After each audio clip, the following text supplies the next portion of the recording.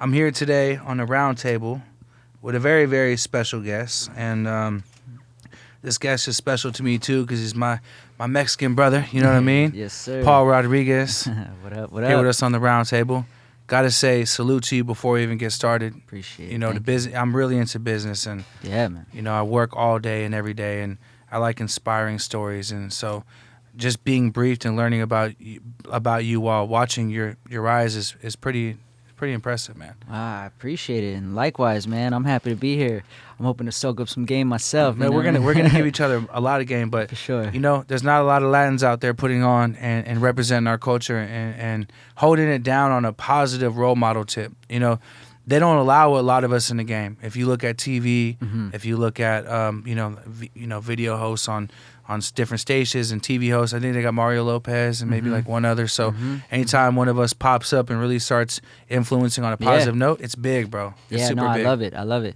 I'm blessed and honored to be a part of it, man. That kind of just came as a surprise, you know. I was just a kid skating my ass off, and then all this just happened to fall in place with that. So I'm happy to represent the culture, man. It's tight too, cause like with cookies and with what I do, it's all passion. I'm a pothead that loved the plant and that has focused my whole energy on sharing it and finding ways to share it with people, and that's turned into a really big business for me as well. And so like when you have, you know, passion or you're really into something, it could become something big, and that's important for people that are going to listen to this episode. Absolutely. To understand that, like, if you're doing something out of a hobby, it could become a business. But don't jump into something just looking to make it a business. It will happen if it's supposed to happen. Yeah. I think that actually makes it harder. Yeah. If you look at it like, I'm trying to make money off this, and then you go at it, if you don't love it enough, I think probably when you reach certain obstacles or certain dead ends, you might not have enough drive to push yourself through it because you didn't have that love in the first place. For sure, and it's also a whole different like style of pressure. If I were to go in the studio saying, I need to make X amount of money, it'd be a depressing day. Because no doubt. With like the style of recording I like to do and with the kind of, you know, production and the kind of artwork and the videos and the artists I work with, I don't know if recouping is possible, but I know that music as a platform has helped me build all my brands. No And doubt, so, huge marketing tool. For sure. It's a huge marketing tool. And again, it's passion, so it worked. No doubt. You know, It's if you go in genuine. like, I got to make a song that's got to just get in people's ears. I got to get on I don't even think about the radio. I've never been on the radio, but I don't think about it, you know. I don't think you need it at this point. Fuck it. It's better being like Tyler Dearden, you know, Yeah, from the Fight Club. Yeah, Like, I like to be an underground. I like when I show up somewhere and the workers, like the people in the kitchen, the people, you know, busboying, waiting, the people, you know, that are there just working and just grinding, all know who I am. You know what I mean? Like, it feels good, you know. Absolutely. So we got like a little underground community. Yeah, I want to kind of talk about, and I haven't done this in any other podcast because I feel like a lot of people do it, but, you know, growing up with Pops, that's pretty legendary. Did it help like mold your business sense? Did it help give you creative energy and good vibes and energy just, you know, to follow your dreams? Yeah, definitely.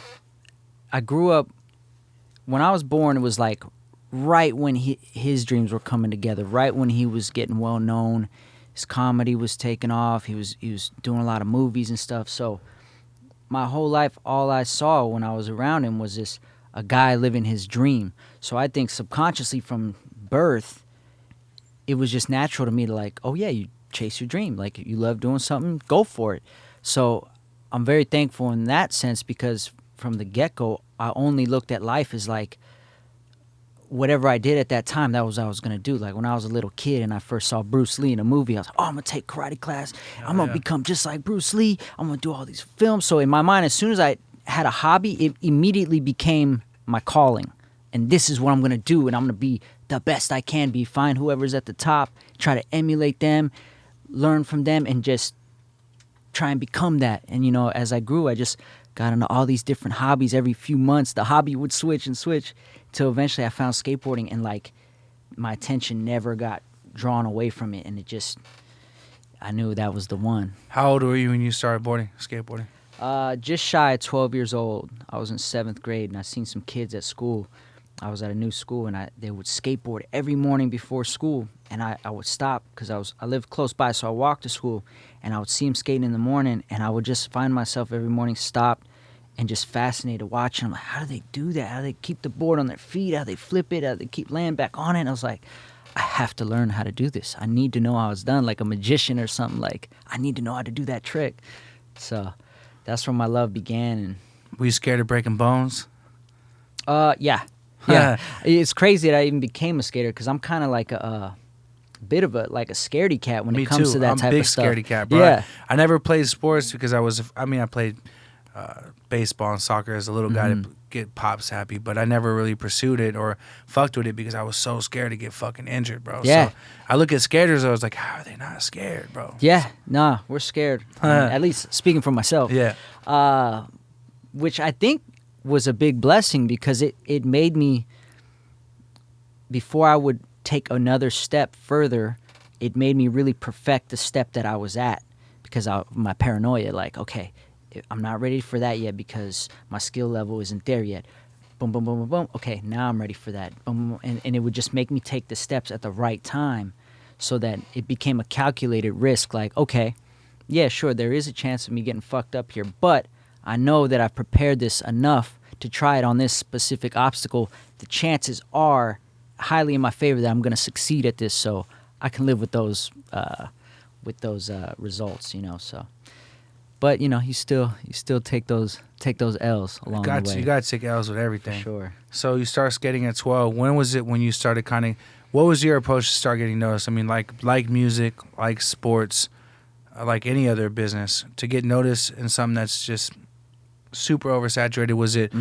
Was it skate videos? Was it being at the right place at the right time?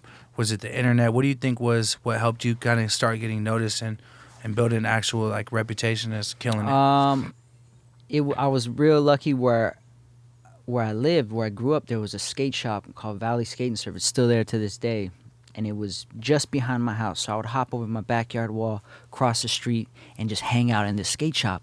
And I was probably, looking back on it now, like annoying because the guys who used to work at the, behind the counter, they would always play videos all day long, and I'll be sitting there watching videos all day long, asking them a million questions. Who's the best skater? How much is this? I would never buy nothing. I would just be there hanging out and then skating out front. And so I ended up just hanging out with these dudes at the skate shop who were older than me and just soaking up everything I could learn. And then they would school me to the next level guy and so on and so forth. So I kind of just let my passion for it kind of build a small little name in my neighborhood. And then my uncle, who lived with me, had a VHS camera, and he let my friend and I take the camera out on the weekends and film ourselves. So we made our little videos, and we would edit them from one VHS to another and like stop and play and put our little sponsor me tapes together is what we called them. And we took it to the next skate shop that was known to have the better skaters, gave them our video. They were like, yeah, you guys can roll with us. And then I met a guy with an even better camera who could edit, and he was able to get my video in the hands of actual sponsors. So it was just like video, hand it to this guy, make a better video, hand it to the next guy, and just climb up that ladder. And it was before internet, so that's kind of how it was done. Probably more intimate if you get a tape and you pop it in, and you're not just seeing it on the phone that people. Exactly. So you get a tape, you pop it in, and it's just fire and it's dope. I mean, like skating and film go hand in hand. Mm-hmm. You guys kind of like skaters kind of set the trend for like the lifestyle film, like little blogs and videos.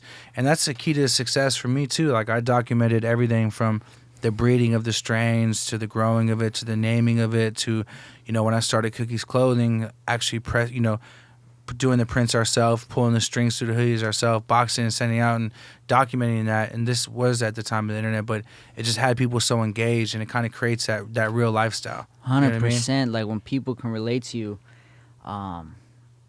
it's game over. It's important for them to buy into you as a person, right? Yeah, and it's even easier when you're that person. You're just being yourself, because when it just you being naturally you and people buy into that, you don't have to cover your tracks or anything like that. You don't have to put on a front. There's so many artists I've ran into just being being a rapper that just keep this image and this persona going at 24/7. Like they never could actually be themselves or fuck around and crack a joke, or they just gotta be Mr. Tough Guy. I know. That's sad, I see bro. that, yeah. That's fucked up. I'm like, damn, like I feel bad for those people. I'm like, this sucks. I Kinda like being paint me. yourself in a corner. Yeah, you kind of just kind of leave a lot of life off the table if you act like that. You know? Yeah, I mean, we're all humans. We all have the same emotions. We all, you know, sometimes are nervous, sometimes are confident, sometimes are happy, whatever. We all have these emotions. So, like, we're not all just these fucking, you know, superheroes nonstop. You know what I mean? We have and our, straight full character 24/7. Yeah. I feel bad for y'all, man. if you're listening to this and you're an actual rapper that does that, man, just let go, bro. It's okay to be normal. It's okay to live. It's okay to be a person. Where did your business savviness come from? Because it's one thing to become a skater and to be known, or become an artist and be known. It's another thing to find like sponsorship and people to support your love and your hobby and your passion. But it's another thing too to start making business out of it. Man, it's hard to pinpoint. I mean, I guess I always had a dream, like going back to seeing my dad doing his thing and, you know, making a real good living for himself and following his dream. I always thought big early on. So when I got into skateboarding, I fell into it just because of the love and passion. But it's a culture where it's like you're not supposed to want to make money. You're not supposed to want to get big sponsors. It's all about the love. You know, don't sell out. So it was weird for me because I was naturally a big dreamer. So when I got in skateboarding, I naturally wanted to do it as big as possible. Find out the guy who's the biggest name, who are the biggest legends of the game, and be like them.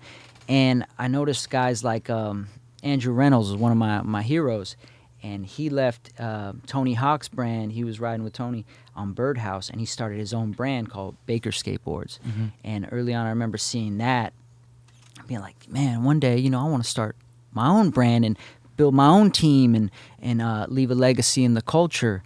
So it was just more like, I don't want to say accidental, but just evolved, because I wouldn't say I really have business savvy. I think I just have the desire to want to be, and am willing to learn and willing to take risks and kind of figure it out.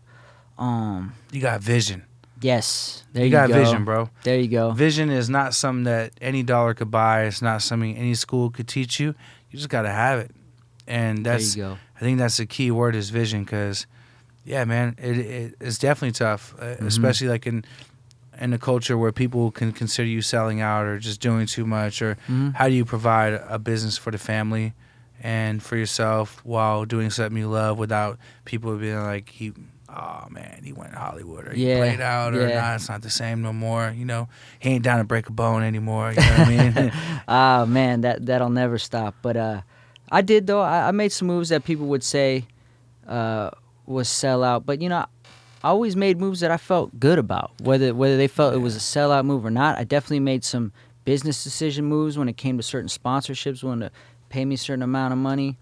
But I always had the plan in my mind. Let me do these things, and always came through with the skating. Like, as long as the skills always came through, say whatever you people want say about whatever me. they want, but you can't see me when it comes to this. As long as the skills were there, feel how you want to feel. But I always knew in my mind, let me build over here, let me stack up over here, and then use the scenario to then launch my own situations and start my own platforms and build a sustainable business for myself beyond skateboarding, because I can only do this for so long anyway, and I don't want to change my lifestyle. So yeah, there's gonna be a certain point where, do you have kids? Or I do. I got a daughter. So me too. My daughter's 11 years old, and mine's 10. Yeah, that's the most important age ever as a father, to be there, especially having a daughter. And I don't think I'm gonna be able to be going all the time. Like, by the time she's 16, I really need to be in the house. Yes. By the time Teenager she's status, 16, yes. like, I need to be there to make sure that Yes. none of the shit that I witnessed as a grown man is ever, you know, you can't prevent everything, but being a good father eliminates a lot of bullshit potential drama. Especially with daughters. So my goal has been to work hard enough to make sure that by the time my baby is 16, I'm chilling. Yep. I'm not going to be able to be out here rapping and doing this and looking over every design for the clothing line, and just, it's, 15, 16-hour workday. So when do you think, like, so, you start skating, you get a great reputation, you get sponsors. What was, like, the first next level to before Primitive? Like, what was, like, the first, would it be Girl, like rocking with Girl, or? Yeah, Girl. At the time, for me, that was like the biggest honor because they were the most prestigious company, and if you got asked to ride for them, like it said something about you because they were real strict on who they let come in their circle. So that was huge for me. And then from there, I went to ride for Plan B Skateboards, which was a brand that was around that kind of went under when their founder passed away. Mm-hmm. And two other legends in skateboarding, Colin McKay and Danny Way, wanted to revive it, and they wanted to bring it back with like a really exclusive team. So they hit me up and about 4 other guys to relaunch the brand with, which was like another huge honor. So I went and did that, and then after about 8 years on Plan B, I realized I have a certain amount of window of prime for my physical abilities, and I was fortunate enough to be the type of person that in our world that would be able to launch a brand and it would work with them. So I decided to take the risk to do Primitive Skateboards. We had already had the sneaker shop and already had some clothing going on, and I was like, well, it doesn't make sense if, I ride for Nike head to toe, so I couldn't really represent Primitive without being in conflict for Nike.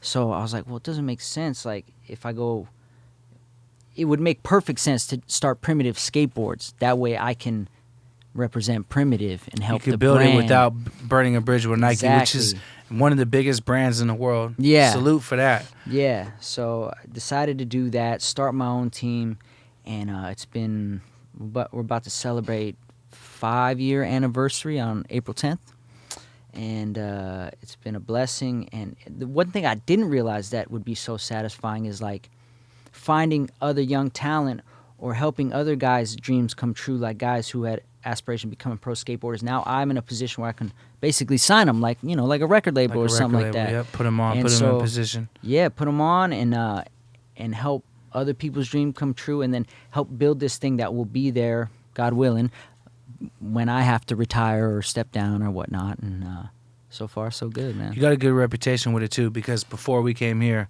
I just made a few phone calls. One of my partners in Cookies, Eric Fan, makes a lot of skateboards for a lot of the companies. I was talking nice. to him, and he was like, bro, the team he's got has been kicking ass. And so you Very got a lucky. talented squad too. Thank you. So not only are you a boss, and not only great and talented at what you do, but you got a good eye for talent, and they're representing your name and your brand well, which is super important.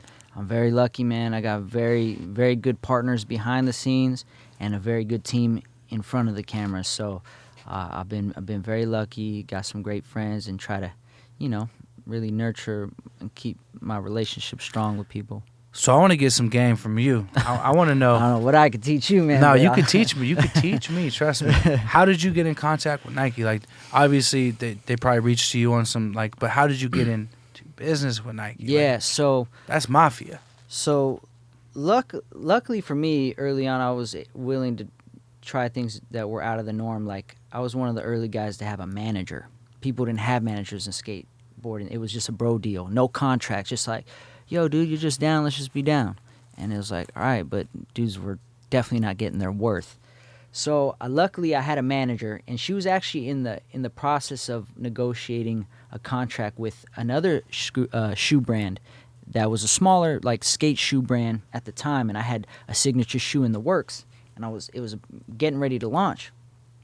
And my best friend, he lived with me at the time. He worked at the local skate shop, and the Nike rep came in there knowing that we're good friends and said, hey, Sandy Bodecker over at Nike SB wants to talk to Paul about being on Nike. So he called me. I'm at the house. I get in my car. I drive down there, meet up with the rep. He's like, yeah, would you be interested in meeting with Sandy Bodecker? Absolutely, of course. Next thing I know, a few days later, I'm on a plane. I'm in Portland. I'm up at the Nike campus in Beaverton. And I'm in this dude's office. He's got the most amazing artwork on his walls. He's super high up at Nike. Made soccer into their, multi-billion-dollar business, and now his mission is to build skateboarding in Nike. And he was like, and we want to build it with you. They had already started the program, and I was just like, I'm tripping. I'm like, I'm 19 years old. I'm like, don't know what to say. I'm nervous as hell. I'm in this, it's like such an intimidating situation.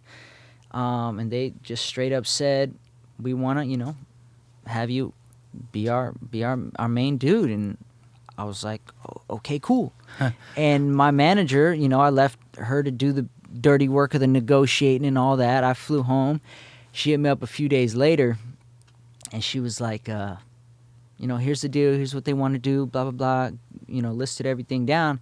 But the one thing they didn't list was a signature skate shoe. And, like, for me, my dream as a kid was, like, I have to have a signature board, signature shoe. The dream will be complete. Mm-hmm. And I was like, well, did they mention anything about a shoe? She's like, yeah, they don't want to do signature shoes with anybody. I was like, and I was so young and naive enough at the time to not care. And I was like, I can't do it then. I was like, I can't. My dream is to have a shoe. And I already have a sample with this other brand, and it's getting ready to launch. I was like, I have to do it. And she was like, are you sure? I was like, I can't. If my dream's not complete, She's I like, can't. oh, you're going to fuck us up. Don't do this. Huh? She was like, okay. And next thing you know, she calls them, tells us. She calls me back, I don't know, a few days later, whatever, like, okay, they'll do it. And I was like, are you kidding me? Let's do it right now. Like, so it was just a blessing from God, man. Like, I was on their radar. I was making a lot of noise on the scene, and they came to me, and I was lucky to be young enough, and I don't even want to say naive, just ballsy enough. Nah, you push back. Like, in negotiations, you have to choose what you push back on. Mm-hmm. And sometimes it's a bold and a long. Like, you got to go long when you push back. Right. I push back on things sometimes where they're like, well, go fuck yourself. And it walked away from me, and I'm like, damn, what if? But when you push back, I usually follow my gut. You followed your gut. You're like, look, I'm 19 years old. These guys want to do business with me. It's a beautiful, huge company, but this is what I want if I'm going to go into this with somebody, knowing that I can't go into it with someone else anytime soon. Right. You followed your gut? Yeah, it was just from a place of, my gut, a place of passion. Like, dude, this is my dream. Like, I'll always regret it if I don't complete every piece of my dream together. It won't be whole. For the listeners right now listening, like, for motivational purposes, let's list a couple other people that have signature shoes. Okay, we got Michael Jordan, Kobe, LeBron, Kevin Durant. Shout out KD, that's my boy. Yep. And then Kyrie's not at 10 yet. Myself, and I feel like I'm missing somebody, dude. They're all basketball players. Are you the only Mexican with a signature only Mexican. shoe? That's what I wanted to hear. I just wanted only skater. And say it loud and proud, man. He's the only skater, the only Mexican. Yeah. And you're from California? From California, born with and a raised in the signature shoe. Valley. That's fucking humongo. That's big right there. That's motivation. It's a trip, man. Well, I appreciate it, man. It's just a blessing. I can't thank God enough. I remember a shoe I bought back in the day. I think it was a Dunk. And I'm bad. Look, I will admit to my fans and to the listeners, I suck at cars. I suck at shoes. But I think it was a Dunk. It was like a hemp Dunk. Did you ever see that? Yeah. Okay, bro. I've been on a mission. 420 Dunk. Yes, it was the 420 Dunk, right? And it came with blue strings. And this is before Cookies was out. And I talked about this on the podcast with Al Harrington the other day. I'm on a mission to figure out how to do a hemp Dunk for Cookie. I want to do a hemp Dunk so bad because that shoe was amazing, and somebody stole it from my house, so I don't even have my own pair anymore. But that would be my goal, is to somehow wiggle and start a conversation with someone that understands the benefit of where cannabis is at right now, the influence we have in this space, and how big a Cookie hemp Dunk would go.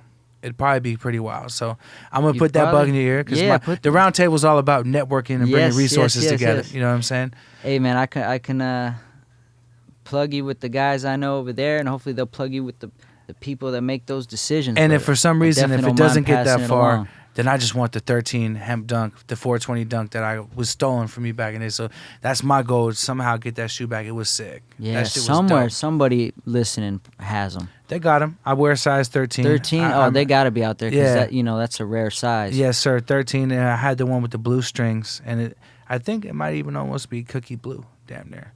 That's amazing. More about Primitive. So I mean, I checked out the website. I've seen it on hella backs. Like, I've seen it everywhere. Actually, my partner that helped me build Cookies, he's a manufacturer and does the cut and sew and does the accessories. That's awesome. He does my backpacks, all our hats, our beanies, our wallets. He does a lot of stuff for us. But he said that he almost had an opportunity to work with you on Primitive. Really? Yes, back in the days. But we ended up working together before that opportunity kind of came to all the way So to. you jammed us up now. I stalled out some of the accessories possibly, but playing. Primitive is killing it, bro. Thank you, man. It's a huge blessing. We've had our breakout year this year. You know, Primitive is now 10 years old. This summer will be 11 years old, and it's been a hell of a ride, up and down and sideways, every kind of way, but the right way up until this last couple years. And I'm just so glad we stuck in there, fought the battles, and really stuck to our guns. And everything's kind of coming together, man. I can't give enough praise to my partners, Jubal Jones, Heath Brinkley, Mitch Bhatia. These guys really are the brains behind the machine, you know what I mean? And I've been very fortunate to link up with these guys, and we built this thing, brought it back from damn near being out of business, and learned so much. I've seen it pop again hard because I always wanted to get in the clothing business, and I looked up to guys like Nicky Diamonds from my city, and I watched Pink Dolphin do their thing, and a lot of people doubted Cookies as a clothing line when it came out. They kind of just called it's a weed brand or whatever. But we got into cut and sew really heavy, and if you know about the business, what you do, if you're listening, cut and sew is a big risk because the margins are very low, slimmer, yeah. and people might not buy it, and you get stuck with it, and it's more safe to stay with printables. But I've seen the kind of the evolution of Primitive and watched, like, I was looking at the website today before I came here. The shit is fly. You guys got dope ass shit. Appreciate it. Thank you. Dope. That's Jubal Jones, man. He's our head of design, one of our founders, and he's the guy with the eye for this stuff, the eye for the fashion. He stays in touch with the culture, and he's the one who hires the designers and really oversees that whole department. And the biggest thing that I do right is leave him alone. Let him do his thing. Let him do what he's good at. Yes. Let him do his thing, and everybody plays their position. And so, yeah, cut and sew was a big risk, but if you want to become a full-blown clothing brand, that's kind of what you got to do. Otherwise, you're just like a t-shirt and hat guy. Yeah, you have to have it, and it actually separates you from everybody else and lets people know you're in it for the long run. If I'm gonna do cut and sew, then I'm risking a lot, and we're dedicated to make sure that people can wear clothes, because not everyone is gonna wear a big ass shirt that says Cookies or Primitive, but when you get a nice cut of clothing and it's logo's nice and clean and placed properly, anyone could wear it. That's kind of like the goal. That's the next step of clothing, in my opinion. Do you feel like the skating culture has a lot to do with what streetwear is today? 1,000,000%. It's really cool to see, man, skateboarding getting that kind of shine in this in it's transcending just skateboarding, which some skateboarders will probably have a problem with, but I love seeing it spread, man, because we've been so influenced by popular culture over the years. It's kind of cool to see us now be embraced by it. But it totally has, because of guys like Nicky Diamonds, you know what I mean, like, who've been able to break down that door and really expose our culture and show how deep we are. Like, music and skateboarding go hand in hand. I mean, we've really been influenced so much by especially hip-hop, but all kind of genres. That's what helped us develop our style and our fashion. There's so many things I think we can identify between those cultures, just coming out of something from nothing, you know what I mean? Just starting something, a creative endeavor, and building it from the dirt to the sky. So yeah, it's definitely now influencing big time. What is your thoughts on the movie Kids? I love it. Shout out to my man Hive. Man, that shit was like the dopest movie growing up. That's what we all gathered around and faded on a little blunt to roll up and smoke with the homies and watch Kids. And but I feel like it did so much justice to kind of show light on the culture. It really popped for me. It opened my eyes. Like, damn, these kids are wild. They're living. You know what I mean? They're enjoying life. They're out there. There's the music involved with it. The weed. It's just, it was crazy. It was an eye opener. Yeah, man. I mean, a lot of guys in skateboarding come from rough backgrounds. It's something real easy and accessible to get into. It doesn't cost a shit ton of money. You don't have to have a team to play. You just need a decent piece of concrete, a skateboard that at least rolls, and some decent shoes. $150 entry level just to get started, and you can have all the fun you want by yourself. And then you meet other kids of similar interests at the skate park or at the local skate spots, and you just build these bonds that last a lifetime. I got friends, I mean, that we're still friends because of skateboarding since we've been 12 years old. You know, it's crazy how it grows just organically, man. I don't even know how. What'd you think about? Have you seen Mid-90s? I have not yet, but I feel bad that I haven't seen it yet. But shout out to Jonah Hill, shout out to Mikey Alfred. Everybody says it's such an amazing movie because years back I did a little skate film with Rob Dyrdek that he wrote and directed, and it was, from the skate perspective, it was genuine, but from a filmmaking perspective, amateurs, we don't know what we're doing. So like to see a real genuine filmmaker who came up in skateboarding, combine it with like the real story of skateboarding, I love it. It's pretty good. I watched it. It was dope. And the reason why I was asking these questions is because I'm a movie guy. Like when Cookies ends up, you know, doing his thing or hopefully exiting, or when I decide to take it and pass it on to my daughter, whatever the destiny will be, I want to get into film. I heard you on dramas, like man. I want to get into it bad. Yeah. Like I wish I could walk away right now and just start fucking with film, but I feel like you definitely have like a story that's more than film worthy. I was curious if you ever thought about diving into it, if that's something you want to do, like a life story type thing, or like have you done a documentary yet on yourself? Or no, I mean, people have done some day in the life, little small documentaries. I mean, I'm not really so much interested in telling my personal story, but I want to be an actor. You know, I study acting right now. I've been studying so for a bad few too. years, I swear man. to God, I do. I think I'd kill something. I try to switch up moves when we're with the homies and getting. I'm like, just tell me a move. Tell me. And I try to bust it off because I really want to. I want to be in acting too someday, for sure. I got a huge passion for it, and you know, my goal is as skateboarding dwindles down, I will, you know, evolve into that. So like for the past 2-3 years, I'm in acting class. You've actually done acting class? I do acting class. I want to do it. I'm hella scared to go, bro. Dude, yeah, you get hella nervous at first, but then you start breaking out of your bubble. It's really good. Because, man, put me on with your coach, with your class. I really want to go. I just want people to make fun of me when I go, because, you know, shit, you might fuck up, or, you know, I don't know, but I want to do it. I really feel like I'm good for a good mafia role. Yep. I'm good for something. I don't know what it could be, but I want to do it bad. So when we leave here today, I'm gonna definitely get your information. I'm gonna pull up to class with you, bro. And try to Spicer Sturgis, man. Man, Spicer Sturgis. That sounds like a manly ass name. Yeah, that guy's he's probably gamed up for sure. Yeah, man, he's Will Smith's guy. He's out with Will Smith right now. Yeah. Swear. Yeah. Damn. Yeah. Damn, I might not be ready for that one first. I might have to just like. Nah, you can't. It's because it's like a class setup. So like you start in levels, and so you go when you first start. You start in the first level, and they just have you like teaching you techniques and exercises, and you're in there with everybody's just as nervous as you are. Everybody's just as like, I don't know, it's just kind of weird because they have you making crazy noises, doing crazy shit with your body. You feel stupid, like, but it helps you break out of your shell. Because me personally, like, I'm socially, I get sometimes real nervous and anxious, and it's really helped me like be comfortable with myself. So yeah, open up and not be out there, make you do some weird bird noises and shit. Yeah, all kind of noises, animal noises, crazy like improv, random shit, and there's no right or wrong. And after you go to about 2-3 classes, then you're not so nervous anymore. You're like, all right, now I look forward to class. And then they put you into scene study class, partner you up with somebody, give you a scene. All right, bring it in next Saturday, perform it for the class. And then the teacher will just stop you in the middle of it and tell you you're doing shitty. He don't give a fuck. What the fuck was that? It's bullshit.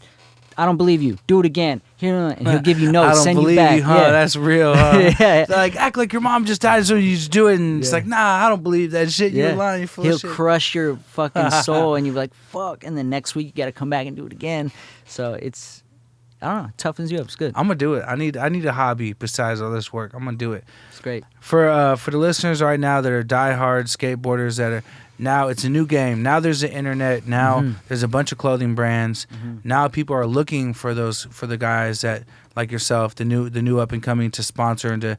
What's the best advice you can give them to start off by getting some free gear, getting some clothes? What's the best advice you can give them with today's game? Now with Instagram going and all that, how do you stand out if you really want to be noticed?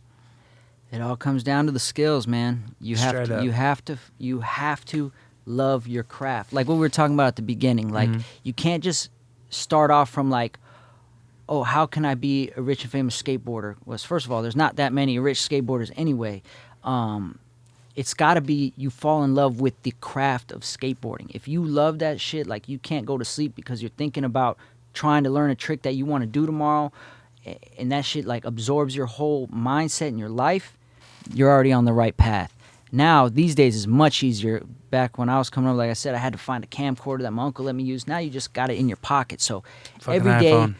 document your progress, have your homies film you, put together little edits right there on iMovie, and DM. You got a sponsor, go on their Instagram, DM them your footage, a link to your footage. Show them. So what? If they don't respond or they say it's not good enough, okay, try again. Okay. That's what you learn from skateboarding. You fall over and over and over and over and over, and you finally do it.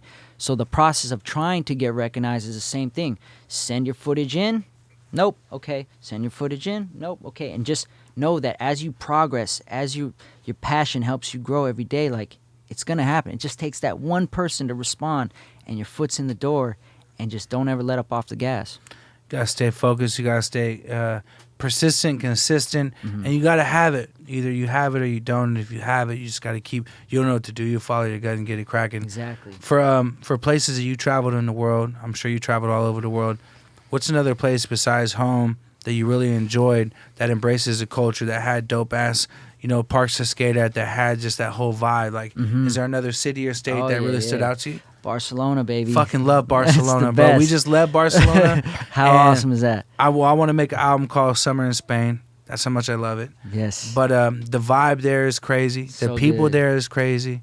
The food there is crazy. Amazing food. Oh my The God, jamon, my man. fat ass Oh my loves the gosh. food in Barcelona. It's the best. And they got social clubs there. That's a really good. I'm glad that you were able to say that's that place, because it's a special place in my heart right now. Dude, Barcelona's dope.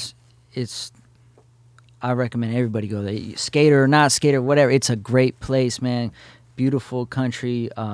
People, like everything you just said. Super it's kind. amazing. And someone said something to me in Barcelona that stuck with me. And they said, we'd rather make a memory than make money. And so out there, they take the nap, they take the siesta, It's the and best. everyone wants to have drinks and Yeah. food and relax. And no one's in a rush to do business out there. They're chilling out there. They are posted up. And they're so laid back with skateboarding. Like out here, it's a hit or miss. Sometimes you go skate, cops come chase you out, get kicked out all the spots. Out there, they don't really care. It's very rare that they kick you out of spots. Even at their like like probably the most famous spot called Makba, the Museum of Contemporary Art there. Dude, it's the museum, and they let you skate there all day long on the granite ledges, and people coming in and out. It's amazing. They just really embrace it, or just don't care. And yeah. Salute to Barcelona. Yeah, dude. shout out Barcelona. We're gonna get a house out there soon, just Yeah, to nice make little sure that villa. every summer we have a spot in Barcelona and Ibiza to enjoy. And I didn't even party when I went to Ibiza. I went there for the food and for that clear ass water in the middle of the Mediterranean that felt so goddamn good to swim in. And the last question I got for you is, the skate world, in and out. Who's the top 2 smokers I need to get with? I want to. Like, just top 5 million. who's the guys I need to bring it back to though? Who do I need to go bless? See here right now. Let me make sure these dudes don't have sponsors that I shouldn't mention that to. Man, dude, now that you tell me, I'm running a blank. Even though pretty much everybody. I want you to ponder on that when we're off camera, Yeah, and maybe because I don't there's want a to ton fuck of up them. nobody's sponsorship, but there's a couple guys I need to get bags to. Yeah, I know for sure. weed and skating go hand in hand. Hand in hand. And I want to provide some of this good herb for some of the boys out there putting in work, some of the bosses of the skate world. They can share with their friends or whatnot. No doubt. For the They listeners that greatly aren't appreciate familiar with your social media handles, you want to shout that out? Yeah, man, you can see me on Instagram at prod84, PROD84.